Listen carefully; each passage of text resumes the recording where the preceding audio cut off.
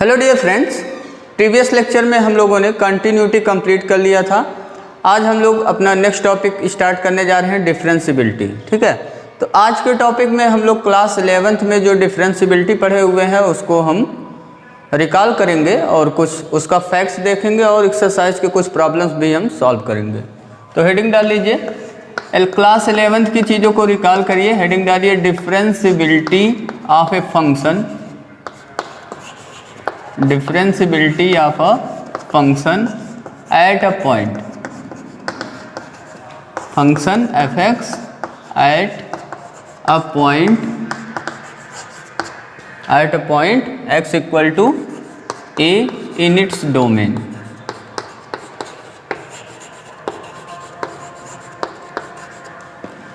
सबसे पहले class 11th में हम लोगों ने ही पढ़ा था differentiability of a function at a point x equal to A in its domain. ये कैसे डिफाइंड होता है, तो आपको याद होगा f dash x at x equal to C, इसको हम राइट करते थे। ठीक है, sorry x equal to A write करते थे। यहाँ पॉइंट हमने a लिया हुआ, c पॉइंट हमने नहीं लिया है। तो differentiability of function at a point x equal to A in its domain, इसको हम कैसे राइट करते थे, f dash x at x equal to A. अगर एग्जिस्ट करता था तो या इसी को हम लोग कैसे राइट करते थे, f डैश ए। ठीक, इसको क्या लिखते थे, f डैश ए। और इसको डिफाइन कैसे करते थे, अगर लिमिट की वैल्यू एग्जिस्ट कर रहा है, कौन सा limit, x tends to a f of x minus f of a divide by x minus a। अगर इस फंक्शन की लिमिट एग्जिस्ट कर रहा है तो हम लोग कहते थे कि f डैश a हमारा एग्जिस्ट करेगा, मीन्स फंक्शन डिफरेंशिएबल होगा at x equal to a पर। ठीक है, या इसी को हम लोग लिखते थे f dash x at x equal to a। तो ये तो हो गया फंक्शन की differentiability at a point a in its domain. Clear. इसके अलावा भी हम लोग कुछ फैक्ट्स यूज करते थे। Differentiability of a function at a point के लिए हम लोग कभी कभी ये डेफिनेशन यूज करते थे, या फिर दूसरा डेफिनेशन हम क्या यूज करते थे, लेफ्ट हैंड डेरिवेटिव निकालते थे, जिसको हम लोग LHD से राइट करते हैं, left hand derivative at a। ठीक है, x equal to a point पे हम लोग डेरिवेटिव निकालते थे। Left hand derivative at x equal to a हम लोग क्या राइट करते थे, formula limit h tends to 0 f of a minus h minus F of A divide by minus H. ठीक है, इससे हमारा लेफ्ट हैंड डेरिवेटिव निकलता था। Right hand derivative of function eight X equal to ए कैसे निकालते थे हम लोग, तो इसको निकालने के लिए फार्मूला यूज करते थे limit H tends to 0 F of A plus H minus F of A divide by H. और हम कहते थे कि अगर लेफ्ट हैंड डेरिवेटिव किसके इक्वल हो जाए, राइट हैंड डेरिवेटिव के इक्वल हो जाए at point x equal to A, then F x हमारा क्या हो जाता था, F X is differentiable at x equal to A. और उसको राइट कैसे करते थे, उसको राइट करते थे इक्वल टू किसके हो जाएगा, f डैश ए के। ठीक है, तो ये हम लोगों ने डेफिनेशन निकाल किया, basic things differentiability of a function at a point का। और इसका ज्योमेट्रिकल मीनिंग भी आपको क्लास 11th में पढ़ाया था हमने, आपको याद होगा। ज्योमेट्रिकली हमें एफ डैश ए का मीनिंग क्या मिलता है, तो हमने आपको बताया था अगर ये y equal to F x कोई फंक्शन है, अगर एफ डैश ए एग्जिस्ट कर रहा है, एफ डैश ए क्या कर रहा है, एग्जिस्ट कर रहा है, मीन्स डेरिवेटिव फंक्शन का हमें मिल रहा है एट पॉइंट ए। ये सपोज करिए x इक्वल टू ए है। ठीक है, तो एफ डैश ए का मीनिंग हो गया slope of tangent eight point A. ठीक है, इस पॉइंट पे ए कामा एफ ऑफ ए, इस पॉइंट पे जो स्लोप ऑफ टेंजेंट होगा वो स्लोप ऑफ टेंजेंट हमें बताएगा एफ डैश ए। तो ज्योमेट्रिकली हमने क्या देखा था, एफ डैश ए हमें सिंपली क्या बताएगा, slope of tangent at x equal to A. ठीक है, तो इतना चीज़ें 11th में हम लोगों ने पढ़ा हुआ था। हम लोगों को अगर चेक करना रहता था कि फंक्शन डिफरेंशिएबल है या नहीं किसी पॉइंट ए पर, तो हम लोग क्या करते थे, लेफ्ट हैंड डेरिवेटिव निकालते थे और राइट हैंड डेरिवेटिव निकालते थे उस पॉइंट पे।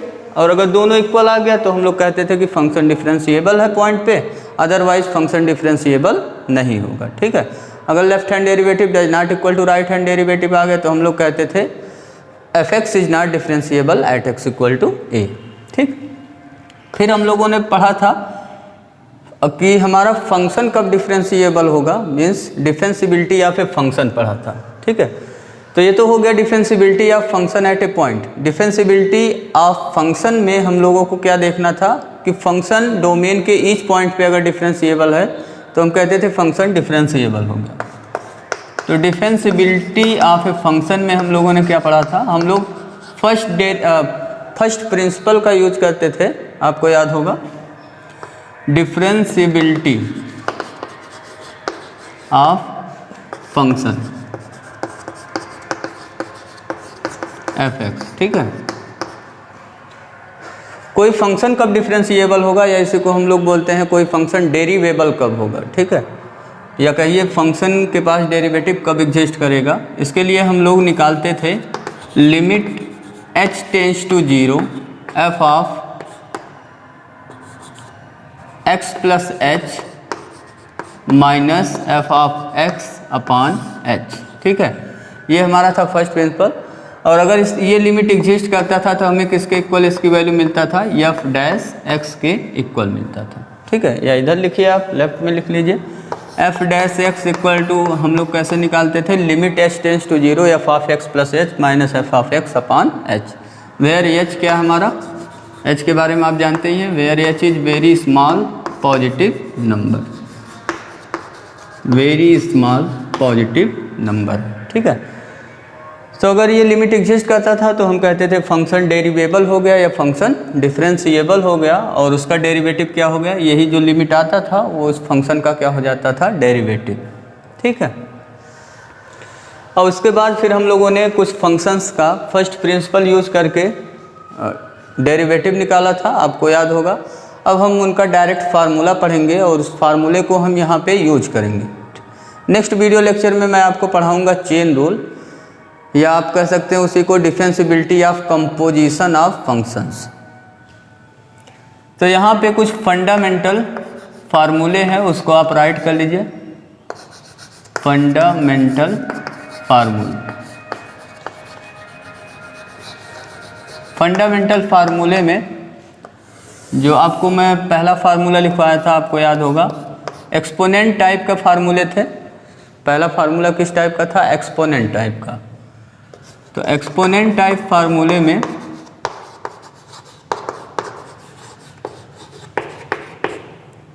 आपको पता है डेरिवेटिव एफ डैश एक्स को हम लोग दूसरे तरीके से भी लिखते थे, इसको एफ डैश एक्स लिखिए या फिर लिखिए D by D X of F X. ठीक है, means derivative of F X with respect to X. इसको हम लोग क्या पढ़ते थे, डेरिवेटिव या differentiability of F X with respect to X, उसी को हम लोग लिखते हैं एफ डैश एक्स। ठीक है, first derivative D by D X. सबसे पहले हम लोगों ने पढ़ा था X to the power N का, X to the power N का डेरिवेटिव निकालना हम लोगों ने सीखा था, और फर्स्ट प्रिंसिपल से इसको प्रूव भी किया था। कितना आया था हम लोगों का, N X to the power N minus 1। अब इसमें देखिए एक्स क्या है, एन क्या है, इसको जानना जरूरी है। एक्स यहाँ पे कोई भी रियल नंबर है, एक्स बिलोंग्स टू आर। ठीक है, अब x क्या है, n क्या है, इसको जानना बहुत ज़रूरी है। तो यहाँ पे जो n पावर है वो n आपका क्या है, रियल नंबर। कौन सा नंबर है, real number. For every n belongs to r के लिए ये डिफाइंड है। x आपका वेरिएबल है जिसके रिस्पेक्ट में हम डेरिवेटिव ले रहे हैं। x आपका क्या है, वेरिएबल जिसके रिस्पेक्ट में हम डेरिवेटिव ले रहे हैं। तो इसका यूज करके हम डिफरेंट फंक्शंस का डेरिवेटिव निकाल सकते हैं। जैसे कोई पॉलिनोमियल फंक्शन लिखा हुआ एक्स स्क्वायर, ठीक है, या डी बाई डी एक्स हमें निकालना हुआ एक्स टू द पावर 3/2 का, या डी बाई डी एक्स हमें निकालना हुआ स्क्वायर रूट एक्स का, डेरिवेटिव निकालना हुआ 1/√x का। तो इन सब को निकालने के लिए हम लोग X to the power N वाला ये फार्मूला यूज़ करते हैं, derivative of X to the power N equal to N X to the power N minus 1। या हमें निकालना हुआ D by D X to the power, यहाँ पाई लिख दिया गया, पाई कोई रियल नंबर है ना। पावर में देख रहे हैं आप एन की जगह क्या है, एन कोई भी रियल नंबर हो सकता है। और बेस आपका क्या है, बेस है वेरिएबल। एक्स स्क्वायर का डेरिवेटिव इससे निकालिए तो कितना आएगा, 2x आएगा। ठीक है, ये फार्मूला यूज करिए तो 2x to the power 2 minus 1 आया है ना। तो इसको आप लिखते हैं सिंपली 2x।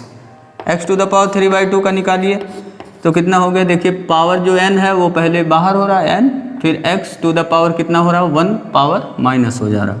तो ये हो गया 3/2, x to the power 3/2 minus 1 हो जाएगा।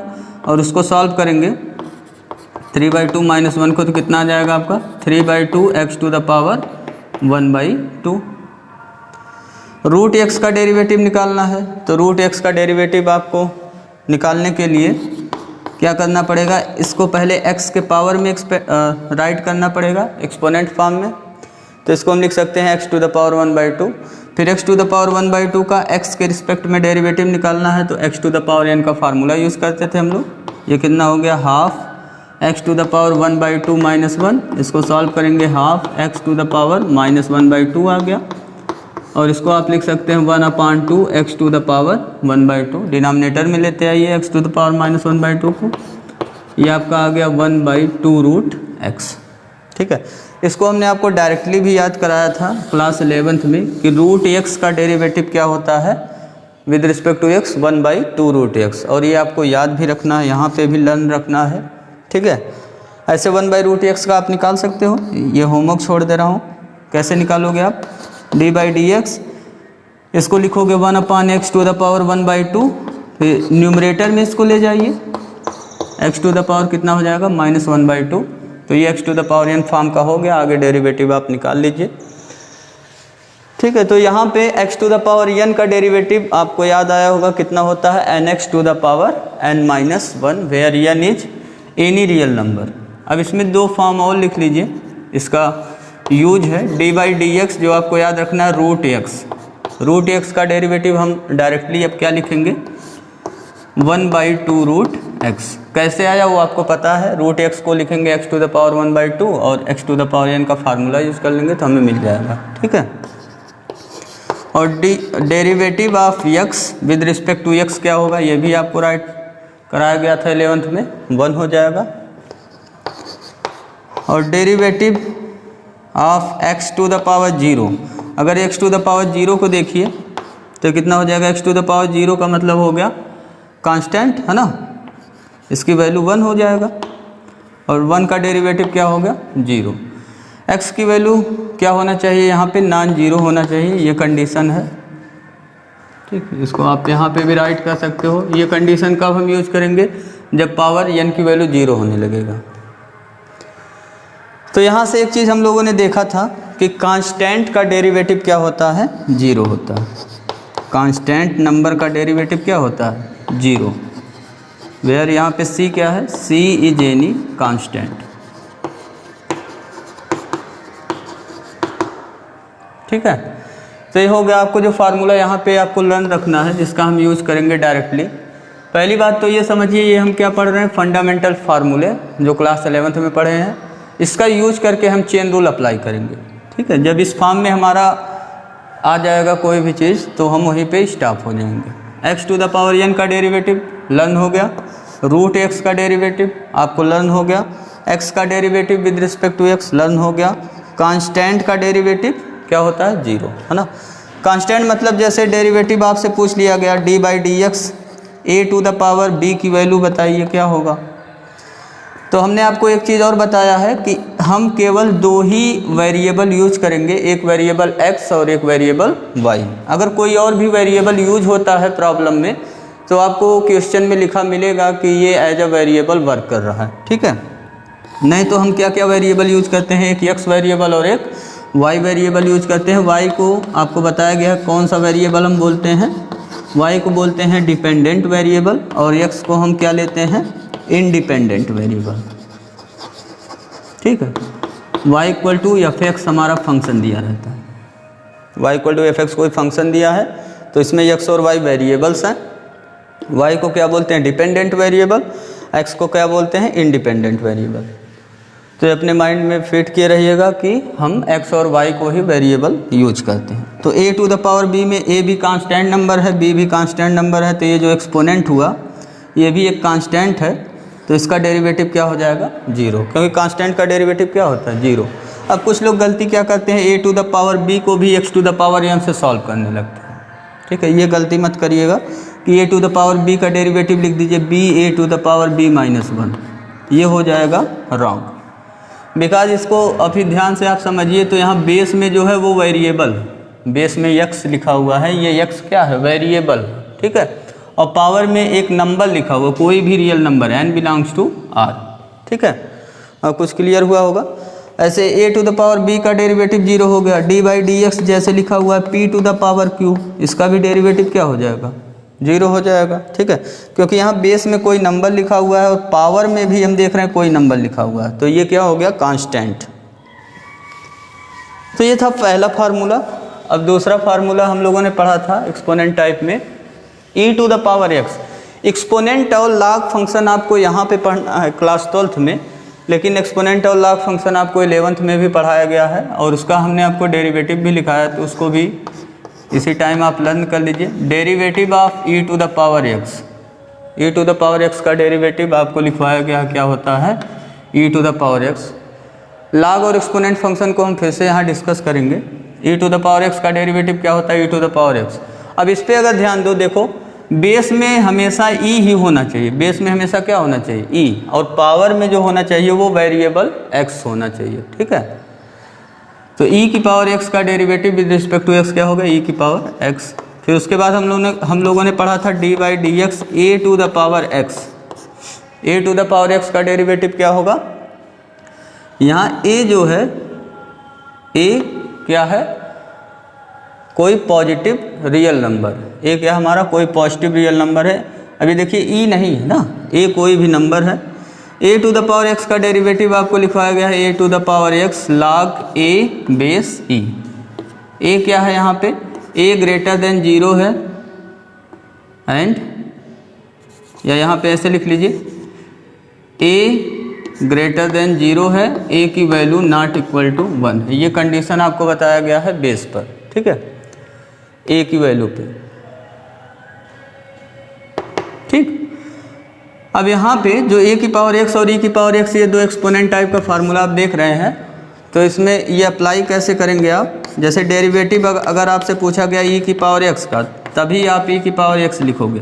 जैसे डेरिवेटिव पूछ लिया गया e की पावर e का डेरिवेटिव क्या होगा, तो आप क्या बताओगे।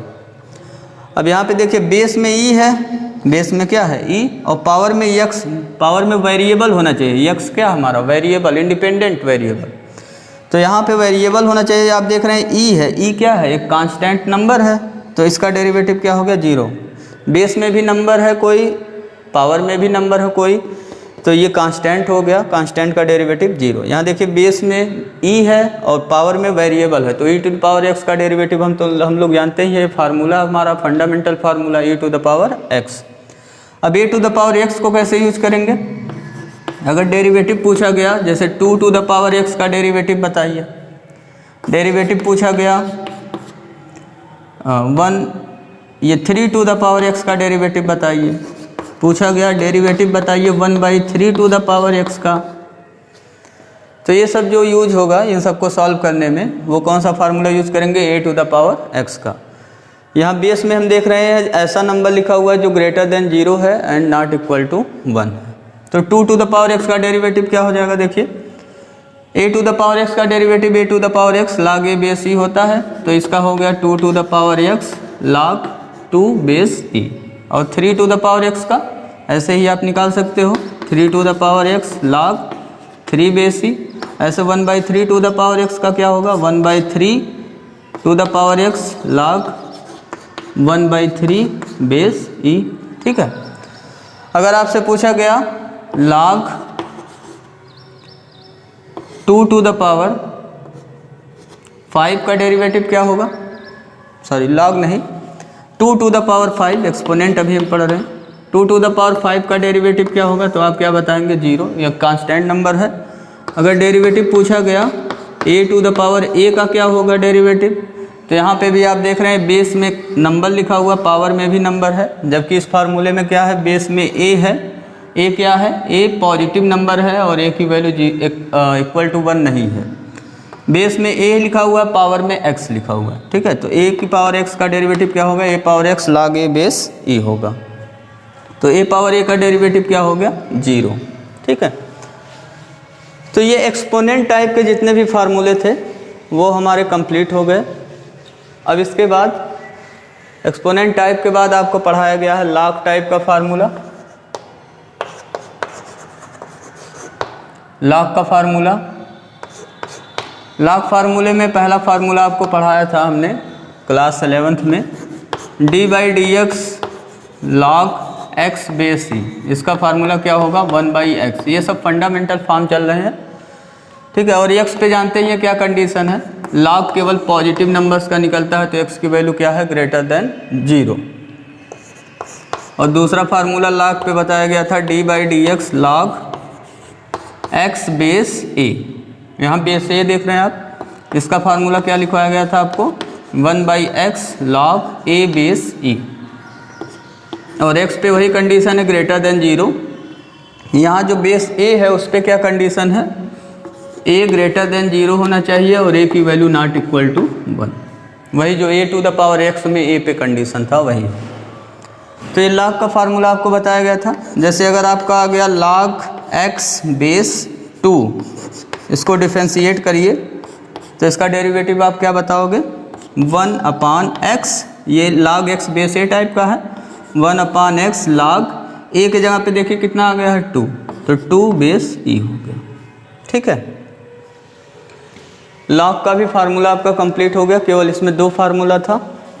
लॉग के फार्मूले के बाद आपको पढ़ाया गया था फिर साइन फंक्शन का फार्मूला और कास फंक्शन का, टैन फंक्शन का, मीन्स ट्रिग्नोमेट्रिक फंक्शन के फार्मूले पढ़ाए गए थे। ट्रिग्नोमेट्रिक फंक्शंस का, ट्रिग्नोमेट्रिक फंक्शंस में हम लोगों ने डेरिवेटिव पढ़ा था साइन एक्स फंक्शन का, फिर डेरिवेटिव पढ़ा था कास एक्स फंक्शन का, डेरिवेटिव पढ़ा था टैन एक्स का, उसके बाद डेरिवेटिव पढ़ा था आपने कॉट एक्स का, फिर कॉट के बाद सेक एक्स, सेक एक्स के बाद कॉसेक एक्स। सबका डेरिवेटिव का फार्मूला राइट कर लीजिए अपने कॉपी में।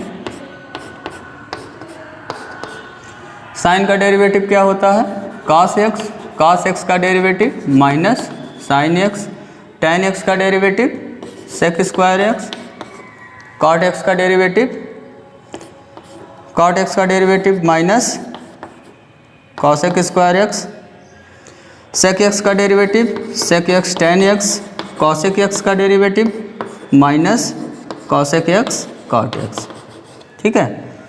ये डेरिवेटिव सब ट्रिग्नोमेट्रिक फंक्शंस का पढ़ाया गया था आपको। फिर कुछ और भी एक्स्ट्रा थ्योरम्स आपको लिखवाए गए थे डिफरेंशिएबिलिटी पे, जिसका हम यूज करते थे। जैसे डेरिवेटिव निकालना हुआ, अगर d/dx निकालना हुआ, कई फंक्शंस का हमें सम दिया हुआ f1x plus f2x plus f3x plus n1 plus fnx। तो हम लोग इसका डेरिवेटिव निकालने के लिए क्या करते थे, डेरिवेटिव सब पे अप्लाई कर देते थे। सभी फंक्शन यहाँ ऐड करके लिखा हुआ है तो सब पे अप्लाई हो गया। d/dx f1x plus d/dx f2x plus d/dx f3x plus n1 plus d/dx of fnx, ठीक है। और अगर यही माइनस कहीं यूज हो गया, कहीं पे प्लस यूज हो गया, तो अगर सब जगह माइनस है तो यहाँ पे वही प्लस के जगह क्या हो जाएगा माइनस हो जाएगा, ठीक है।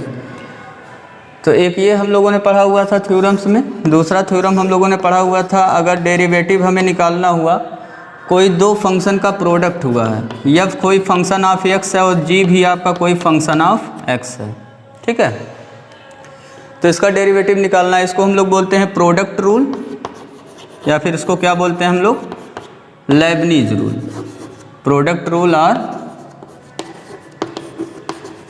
Lebanese rule. प्रोडक्ट रूल है, इसको प्रोडक्ट रूल कैसे अप्लाई करते थे, ये फर्स्ट फंक्शन है, आपका सेकंड फंक्शन है, तो फर्स्ट बाहर हम लोग करते थे, डेरिवेटिव निकालते थे सेकंड फंक्शन का, फिर प्लस सेकंड फंक्शन हम लोग बाहर करते थे, डेरिवेटिव निकालते थे फर्स्ट फंक्शन का। तो ये प्रोडक्ट ऑफ फंक्शंस का डेरिवेटिव हो गया। तीसरा हम लोग पढ़े थे कोसेंट रूल, ठीक है, कोसेंट रूल। ये सब रूल यूज होगा यहाँ पे, तभी आपको रिकॉल कराया जा रहा है। ये सब चीज़ें अगर आपको बेहतर तरीके से आ रहा है तो आगे आपको डेरिवेटिव में प्रॉब्लम नहीं होगा, धीरे धीरे आप सीखते चले जाएंगे। कोसेंट रूल में आपको क्या पढ़ाया गया था, डेरिवेटिव निकालना अगर f(x) अपॉन gx टाइप का, या सपोज करिए न्यूमरेटर फंक्शन ऑफ x है, डिनोमिनेटर भी क्या है, फंक्शन ऑफ x, इस टाइप का डेरिवेटिव निकालना है। तो न्यूमरेटर में डेरिवेटिव हो जाएगा, डिनोमिनेटर में डेरिवेटिव हो जाएगा, ऐसा बिल्कुल भी नहीं है। यहाँ पे क्या होगा, पहले डिनोमिनेटर लिखते हैं हम लोग, फिर डेरिवेटिव निकालते हैं इनटू करके न्यूमरेटर का, ठीक, फिर minus sign numerator into derivative निकालते हैं डिनोमिनेटर का upon whole divide by denominator का होल स्क्वायर, ठीक है। तो ये फार्मूला यूज़ करते हैं कोसेंट रूल में। एक लास्ट फार्मूला है, अगर डेरिवेटिव हमें निकालना हुआ, कांस्टेंट टाइम किसी का फंक्शन का हुआ है, c कोई कांस्टेंट नंबर है, जैसे 5 sin x हो गया, ठीक है, 5 fx हो गया, तो 5 कांस्टेंट है, बाहर कर लेते हैं हम लोग, c कांस्टेंट है, बाहर हो गया, derivative of f of x, ठीक है। c क्या है यहाँ पे, c इज कांस्टेंट, ठीक है। तो जितने भी हम लोगों ने फंडामेंटल फार्मूले पढ़े हुए थे और थ्योरम्स पढ़े हुए थे, उसको हम लोगों ने रिकॉल कर लिया है। अब हम लोग क्या यूज़ करेंगे, अब हम लोग कुछ प्रॉब्लम्स करेंगे और देखेंगे कि left hand derivative right hand derivative equal हो रहा है या नहीं, मीन्स फंक्शन डिफरेंशिएबल है या नहीं, ठीक है, मीन्स फंक्शन की डिफरेंशिएबिलिटी चेक करेंगे eight a point. Next video lecture में हम लोग डिस्कस करने वाले हैं एक थ्योरम जिसका नाम है comparison of differentiability and continuity. उसमें हम लोग देखेंगे कि every differentiable function is continuous. हम लोग क्या प्रूफ करेंगे, every differentiable function is continuous, means differentiability एक तरीके से बड़ी क्लास हो गई। अगर कोई भी फंक्शन डिफरेंशिएबल आपने दिखा दिया तो वो ऑटोमेटिक क्या हो जाएगा, कंटिन्यूअस हो जाएगा, ठीक है। But converse need not be true, means अगर कोई कंटिन्यूअस फंक्शन है तो वो डिफरेंशिएबल हो ऐसा ज़रूरी नहीं है। इस थ्योरम को हम लोग नेक्स्ट वीडियो लेक्चर में सॉल्व करेंगे, प्रूफ करेंगे, ठीक है। और कुछ फंक्शंस का हम डिफरेंशिएबिलिटी चेक करेंगे, फंक्शन डिफरेंशिएबल है या नहीं। Thank you, have a nice day.